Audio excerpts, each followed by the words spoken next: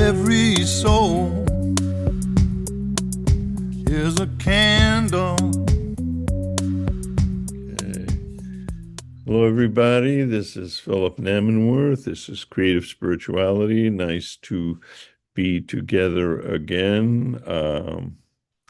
Tonight's class is in honor of the passing of Rabbi Alter Ben Sion Metzger, the father of the Metzger family of Manhattan, whose son was my rabbi at Midtown, and the rest of the family you were friends with. An extraordinary man who spent his life teaching and helping other people. And they're sitting Shiva now. My wife was down there.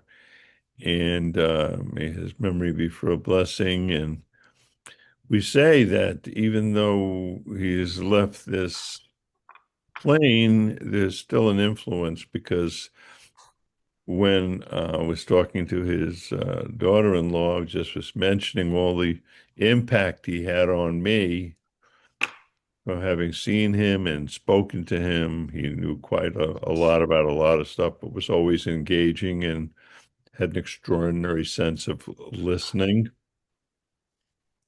Wrote some amazing books, one of which is about the previous Lubavitch Rebbe when he was in prison in Russia and how he was tortured and went in before and came out. It's just sometimes you have to read about the history of your people to know what price people paid for you and I to be here tonight having these discussions. It wasn't so easy all the time, and there are those out there again trying to make that happen again.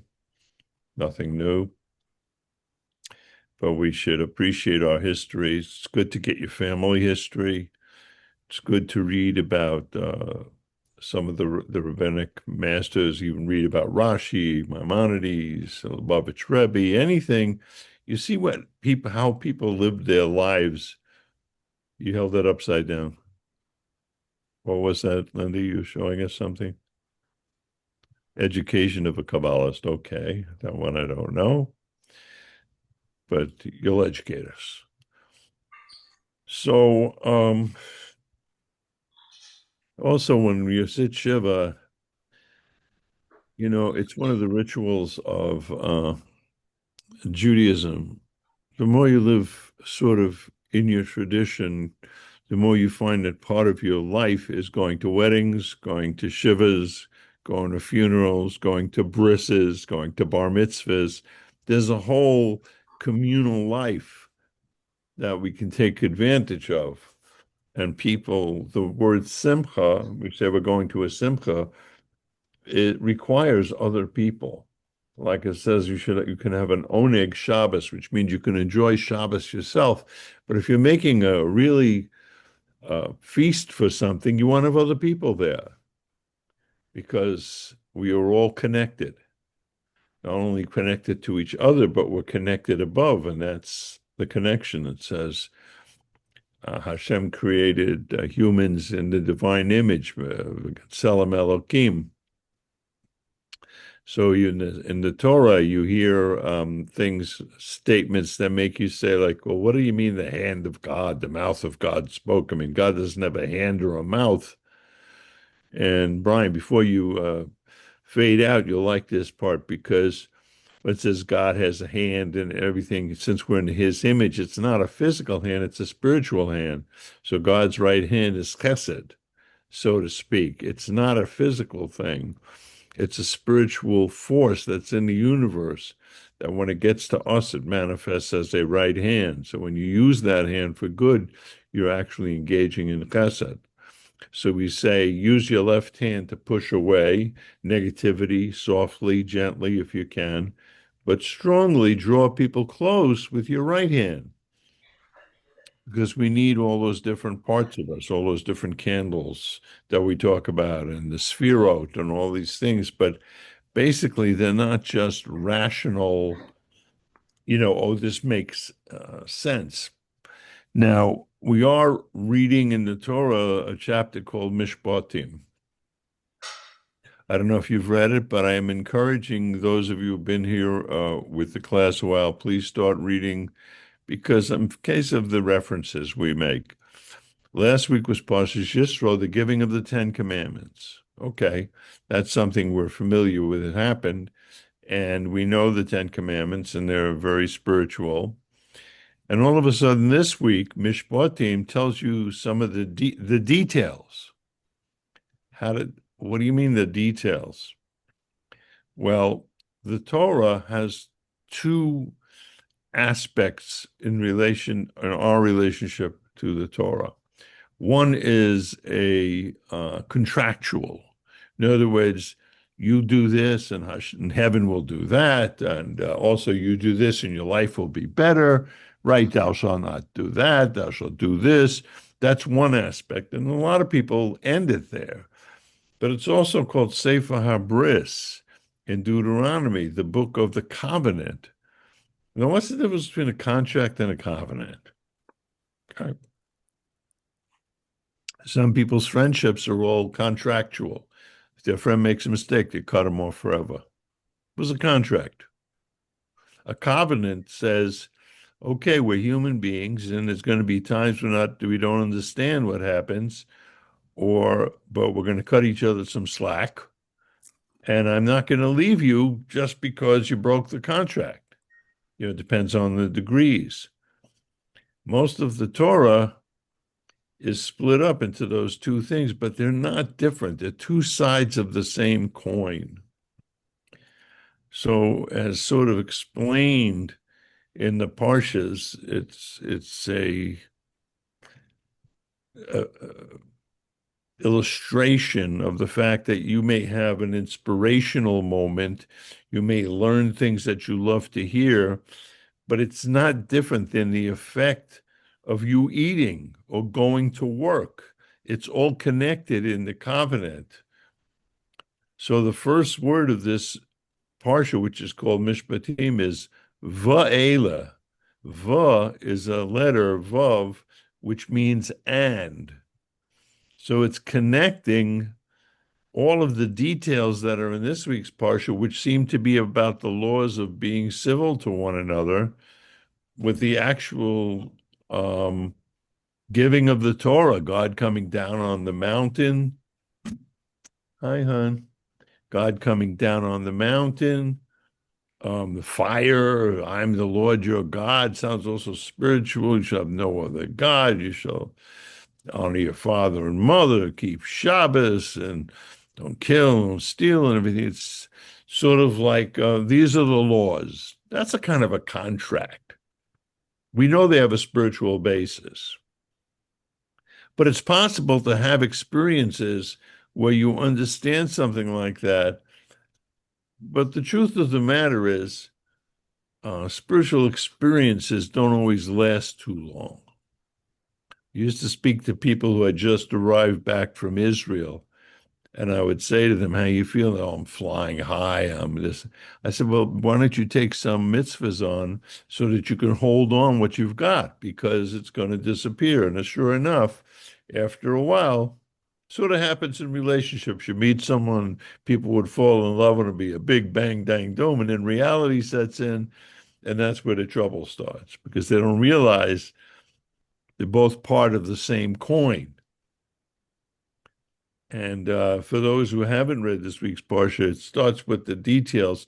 Hashem gives us the Torah, and then without telling us, he asks Moshe to come back up on the mountain and begins his 40 days on the mountain, where he tells them in detail everything.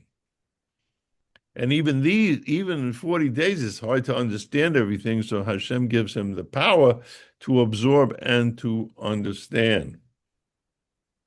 But why do we say, and these are the Mishpatim that we set before us? It's telling Moses, set these before the Jewish people. What does that mean, to set something before someone? So Rashi says it's like setting a table, someone could just come down and eat, okay? So the Shulchan Aruch means a set table. The book of Jewish law means a set table. You look in the Shulchan Aruch and you'll know what to do. Okay? It would be like trying to explain something to someone that's really important, And you want to make sure they understand. You don't just tell them and walk away. You have to say, let's discuss this so we know what we're talking about. And no matter how often you have to tell them, you have to discuss it. Like with a child, you have to tell them more than once or twice not to do this or that.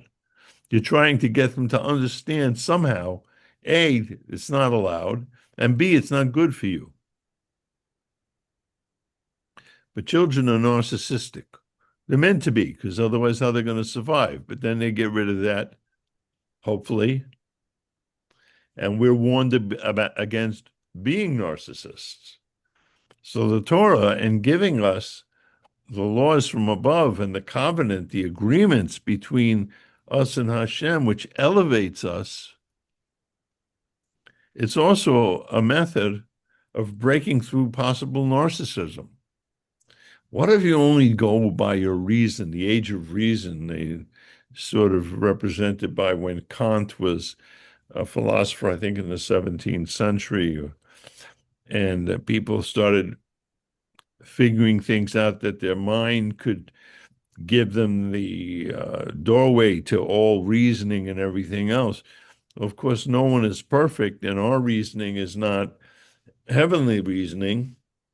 And what you see today in our society is that the people who are being the worst have reasons for everything they're doing. They're forever telling you why and why you're wrong. They have a very good reason because of the vision of what they think reality is. For a Jew, a reality is everything I relive in my normal life, everything I do comes from heaven. Okay. You mean I shouldn't do it just because it's good or because it's nice? Yes, you could do it because it's good or because it's nice, but it doesn't connect you. When you do something, Rashi says many of the laws that other nations have are similar to what's in the Torah. But they don't do them because of that.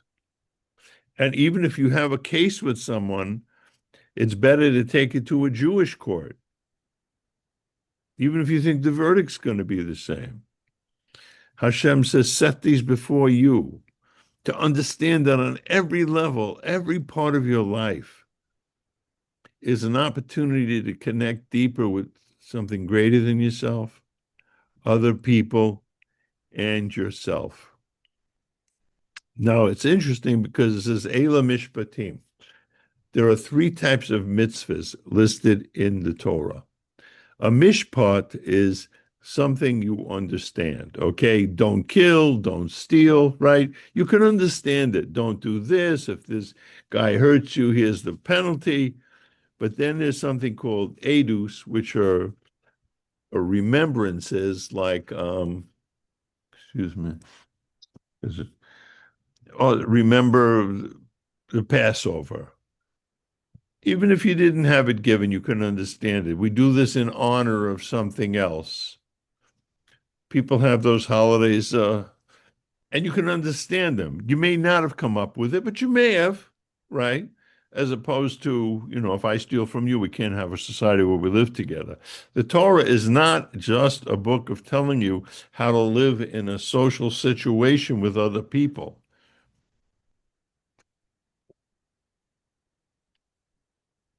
The Torah is a handbook of how to be constantly connected to something that doesn't even have words, the part of you that's ineffable, the part of you that's beyond your thought. In fact, the reason we were given reason was so we should connect that reason with a higher reason. If you think that because you have intellect, that's wisdom, you're making a mistake. It's intellect, and you can use it, and it's been used to murder people for thousands of years. If these people, first, that's what I say, the first thing you do is reduce people to being less than human. And then, of course, you want to kill them because they're germs. It's reason. But then there's divine wisdom, which is chachma, bina, das. Those are forces beyond the creation, that come into creation to inform our intellect and allow it to connect to something greater so that it can connect and can override emotional impact. Very often, people are just the results of their emotional impulses. I've always been this way. When there's somebody says this to me, I want to do that to them. You see it. You say to someone, "Achoo," and they say, "You're a racist." You said, "Achoo." Today everybody is calling everybody names for anything, whatever they think, whatever they do, and we've made it part of debate is gone. But how do we use our reason to get out of that trap when there's so much reason, so to speak, involved in a vision?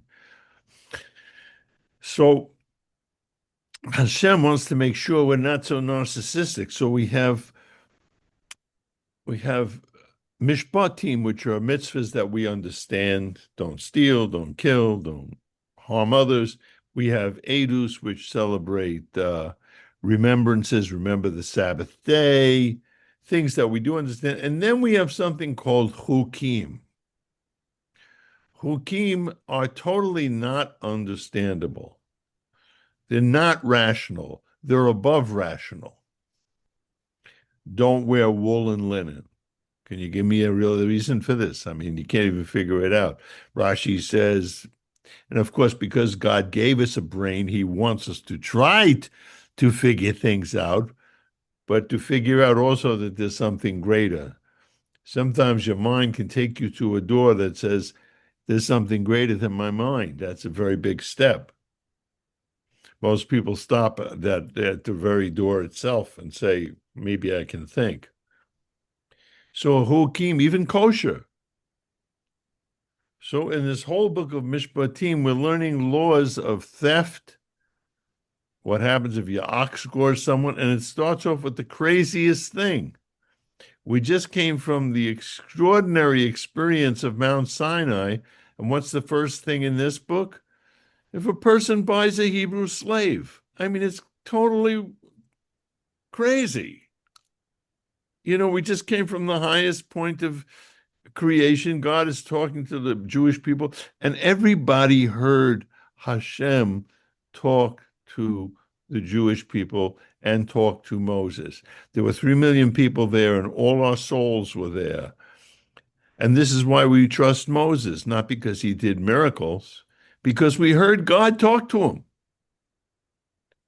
It's firsthand. Something in your soul knows this. But then all of a sudden, in all these civil laws about who to do, what to do about having a court of law, don't eat milk, don't cook a calf in its mother's milk. Now, this is not something you can figure out. In fact, if touching a dead body, well, how did we cleanse that in the Torah? You had the ashes of the para aduma, of the red heifer, right? You can't figure it out because there's a part of you that's connected to a part of heaven that's not in this world. Otherwise, if you think that everything is just within this world, you can easily become a narcissist. How do we know this? Because we start with, here's God talking to the Jewish people. It's wild. The mountain's on fire. The stones are burning. Dust is kicking up. A shofar is blowing. I mean, it's about as spiritual you can get. And then God says if a person steals, he could sell himself as a slave. It's a big come down. No? I mean, you know how we say that we've discussed many times that much of the stuff we ask is just an obvious question. This is not a big spiritual question. If I was writing that there are laws connected to giving of the Torah, I might start with keep Shabbos or do this or some of the details. Here he starts, if a person steals and he can't pay it back, he has to sell himself for a certain amount of time. Now, it's completely wacko. No. So once again, just part of the thing is, what do we notice?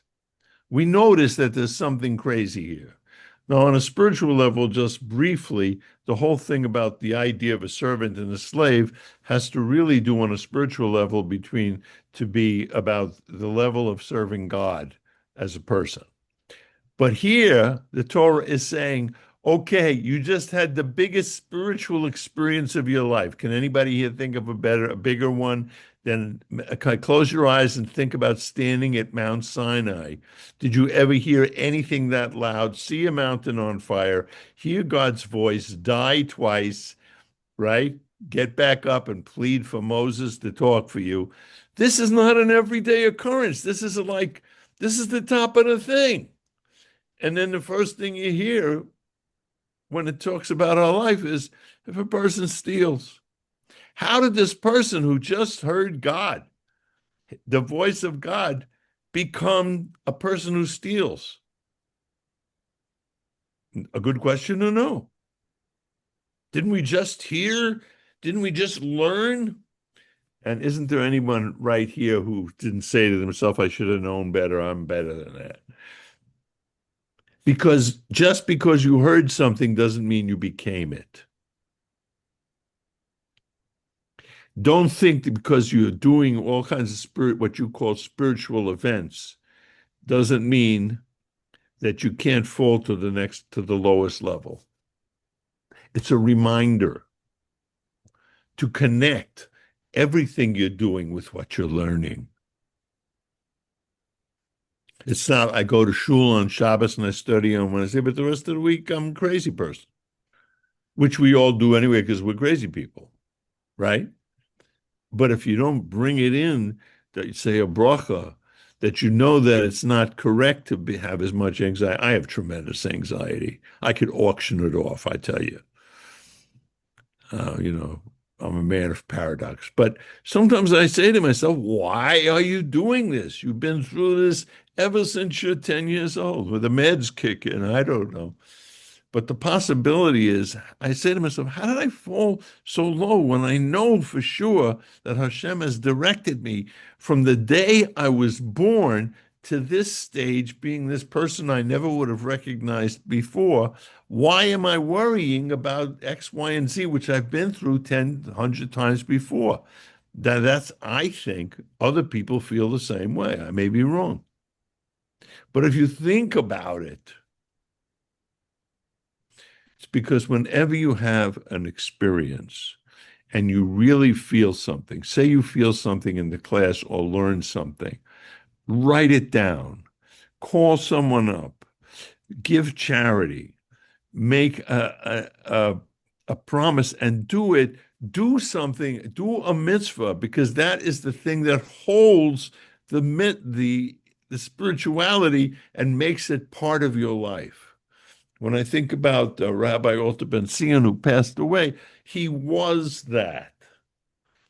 And many of the people I've been fortunate enough to live, to see in my life, to meet, to learn from, regular people as well as rabbis, they have made what they know to be true into who they are. And the problem that we keep seeming to have is the Yetzer Hara wants to cause a split between who we are inside, which was created in the divine image. This is what it says right in the beginning, right? God created a human being in the divine image. He doesn't say just Jews. He says everybody was created in the divine image. But you have a choice. Do you want to live up to that image? So the first 10 generations did not. Next 10 generations did not. Come Noah, and then finally Abraham, and it started to turn around. But he lived his life that way. What's the Medrash? The Medrash says that Abraham would have people to come into his house and eat. And then he would say, thank God for the food, or else pay me. You've heard that story, Jennifer. But what does it mean? It means make your eating part of the whole experience of being a human being, or else go ahead and separate everything. This is just a transaction. There's no kindness involved. There's nothing. It's just a transaction. I'm a restaurant. Even in a restaurant, they want the service to be good. They want you to write, I felt good in the place. That's to make it, to elevate it. And the word elevate and the word get higher and higher and lower. What does that what does that mean in our society? Everybody's trying to get high. It means that you as a human being, as a person in a body, has the ability every second of your day to elevate yourself through what you do. Now, there are people who have everything they say they want. They've got a good job, they got a family and everything, and they just feel bored and they're disconnected because they're not connecting who they are and what they do to something greater. It's just, oh, that's how you play the game. You make a good living, you do this, and, that's it. Midlife crisis. You've done, by the time you're 40, you've done 2 billion things that have no connection. Of course, there's going to be a crisis. It's like someone comes over your house with the spokes of a bicycle. There's 1,000 spokes and he forgets to give you the hub. There's no wheel. So sometimes we say, I'm spinning my wheels, but we forgot us. We got to go back to the hub. What are they spinning around? What we have the ability to do is make them spin around our mission in life, to bring light using the talents that God gave us, not worrying about what he didn't give us, to make our area of the world a brighter place. Starts with an individual, because who you are is reflected in every meeting you have with anyone, anywhere. They either feel it, I met this person, he seemed like a very high person, or you get, oh, there's something about this person doesn't seem authentic. Now, I'm not saying we're the best judges, but we get vibes from each other. The word aura, a person has a good aura. Aura means light in Hebrew. It means that you illuminate your area because you're connected. Doesn't mean you don't have mishigas, but it means you're in the struggle of life. But you're in the struggle of life with pleasantness. In fact, one of the meanings of Tu B'Shvat that no one talks about is that Tu B'Shvat is about fruit. Fruit is a spiritual symbol of pleasantness. The holiday of Tu B'Shvat, the birthday of trees when they start growing, is about learning to grow like a tree, to have roots, and to grow outward and bear fruit, but with pleasantness, no matter what's going on in your life. Okay? If we're at a funeral, we mourn. We do it wholeheartedly. We know it's part of life. And we do mourn. But that's being wholehearted. You didn't leave the game. Rashi says, King David, Yivdu es Hashem b'simcha. How can you always have joy when you're serving God? Because underneath, you know that even though there's difficulty, is somehow meant for you to go through.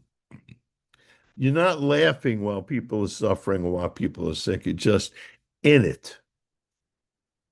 You're in the game. That's the covenant.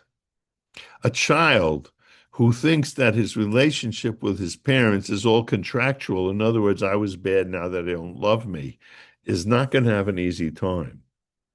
A child whose parents show up for him, even though he's completely doing what he's doing or she's doing what he's doing, they know as they grow up, my parents showed up for me. They understand something that, you can't get. Who knows what they're going to do because everybody's got their own path. Excuse me.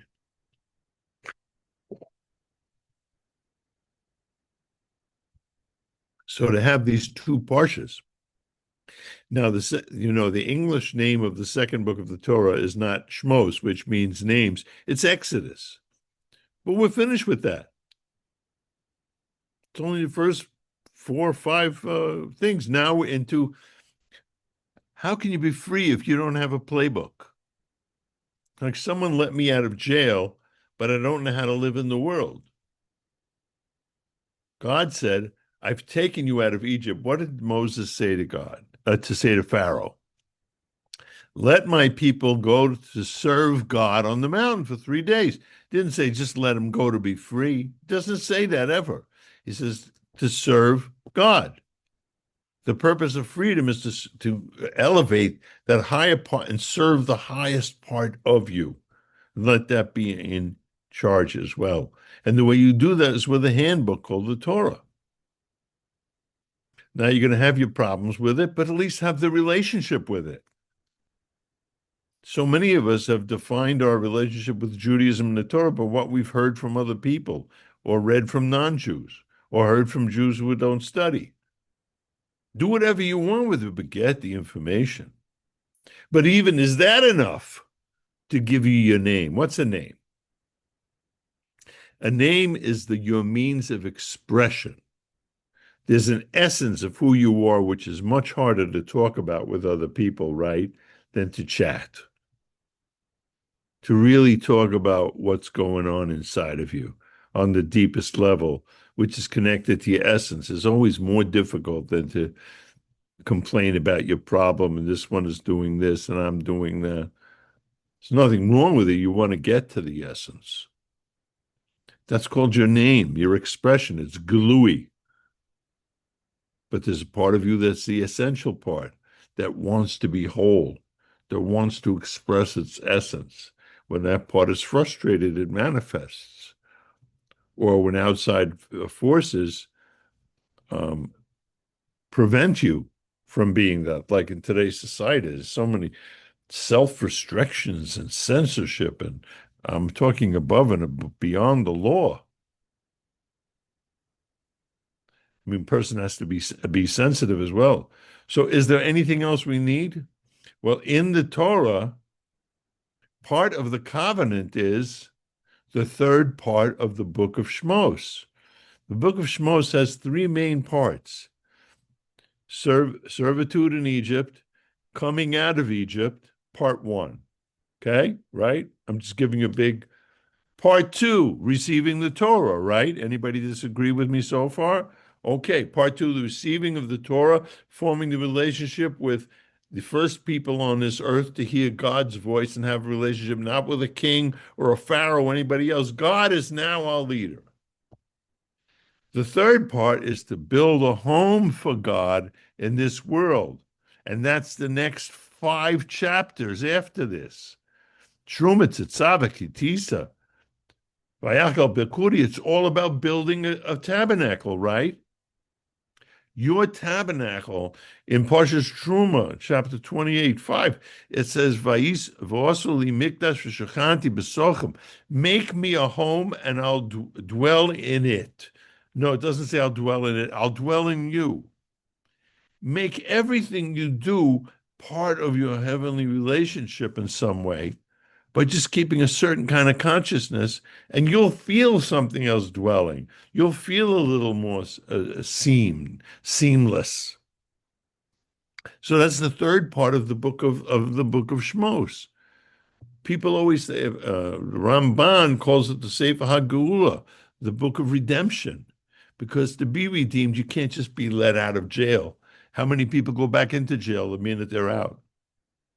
Or they find another more comfortable jail to go into. You have to have a different playbook.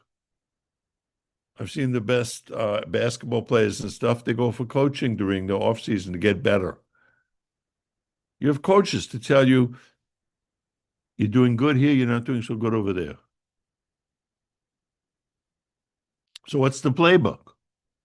Part of the playbook is listening and hearing.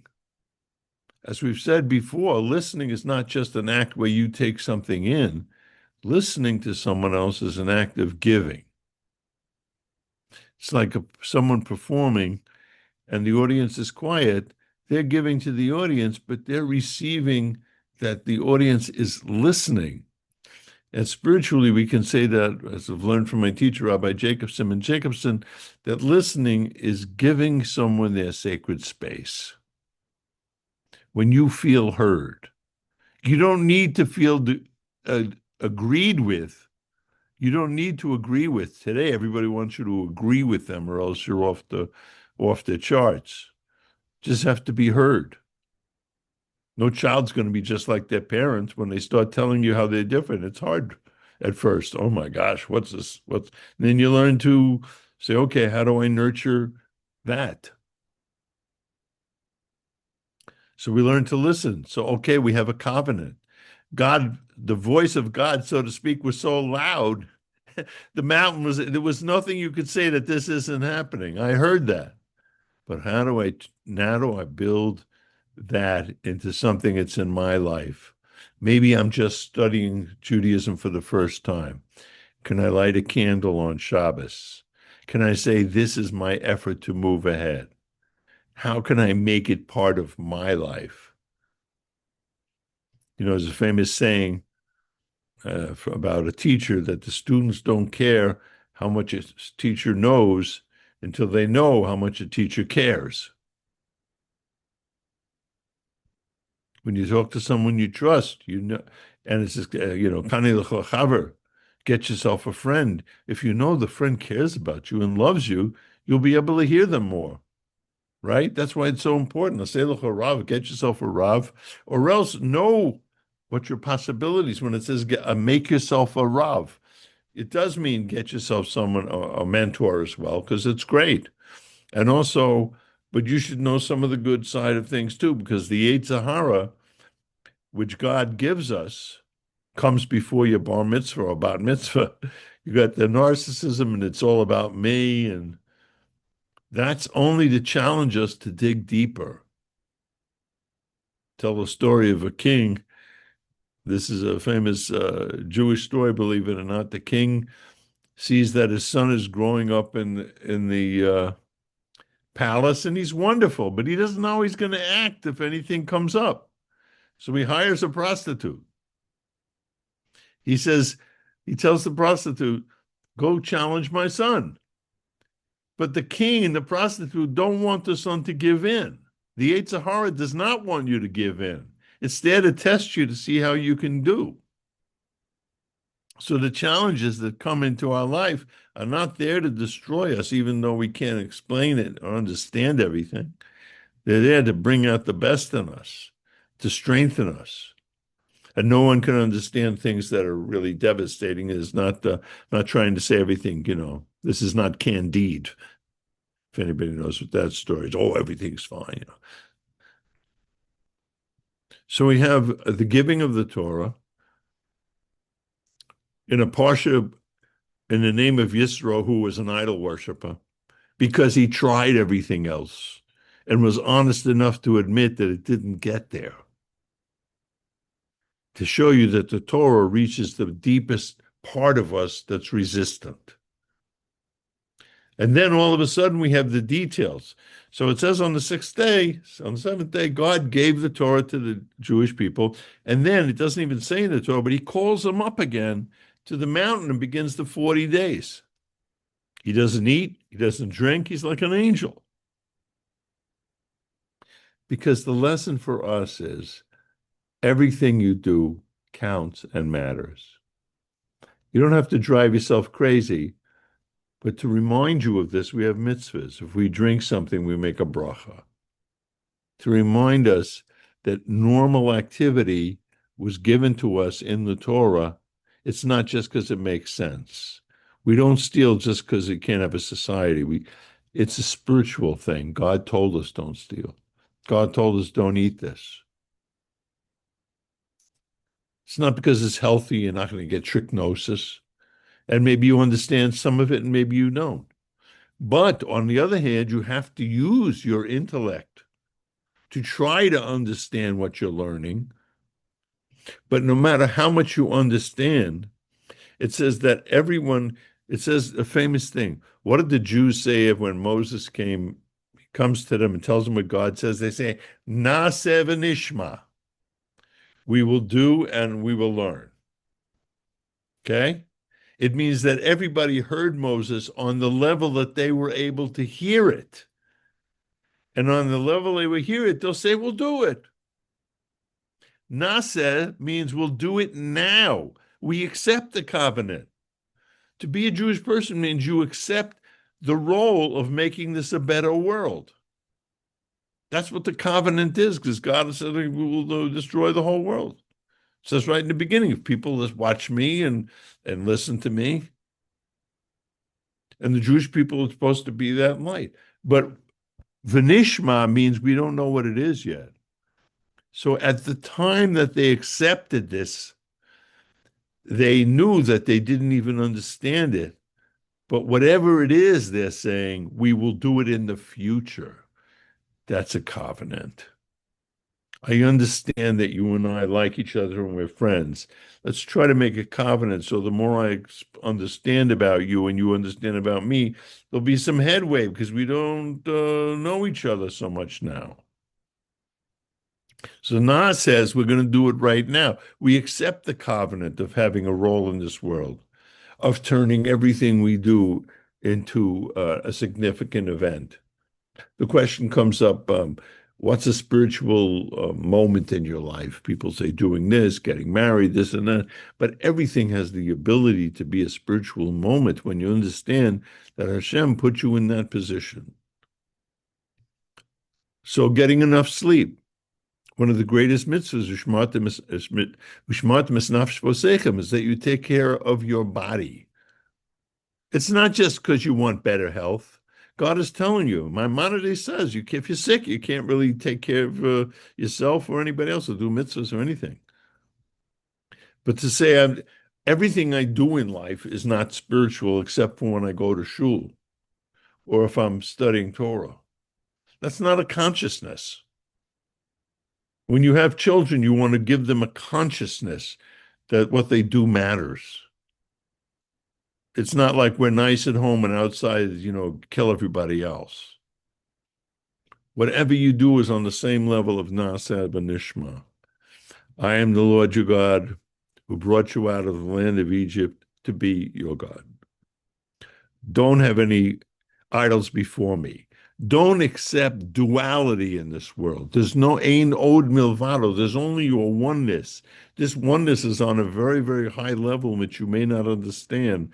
Don't get confused by thinking just because there's a diversity of elements in the universe, they are not part of a cosmic oneness, which we use the word yachad, echad, which even in the diversity of everybody here on our own levels, we listen to each other, we talk to each other, we help each other, because each has something the other person does not have, and it's a oneness. You're looking to have a sincerity with yourself by having a sincerity with accepting what Hashem has asked you to do. You accept the covenant. You know the Medrash. He put the mountain over them, right? Jennifer, you know it. It says God placed the mountain over them, and if you don't accept it, I'm going to crash down now. This is why we say Yom Kippurim, a day like Purim, when there was no mountain on top of us and we accepted the Torah 1,000 years later, says when the Mashiach comes, Purim will still be there. Because there was no, how can you say no? You just saw the mountain on fire. Hey, you want to be my friend? You just heard me speak to you. You just heard me destroy the Egyptians. You don't have like a big choice. You're overwhelmed. You still have choice. But the choice has to be even in a matter of don't belittle yourself so much that you steal and bring yourself so down that you'll be sold as a slave, because your own narcissism can still do that. And you have to be careful. This is what divine consciousness is. It's not walking around all the time in a spaced out mood. Person's supposed to get married. Person's supposed to have a job. 6 days, you should work 6 days a week.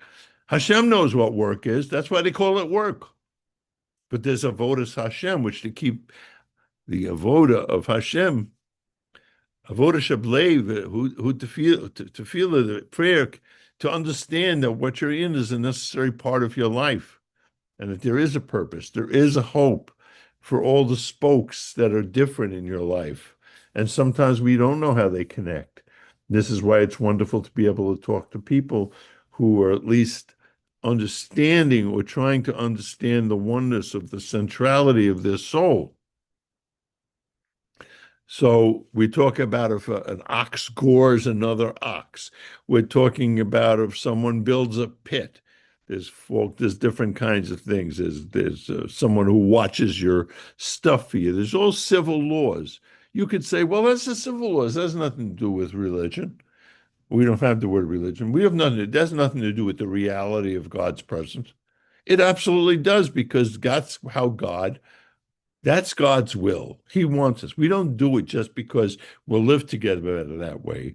It is true on much, and that's why many of the nations have taken on many of the things. But it's only because Hashem said so.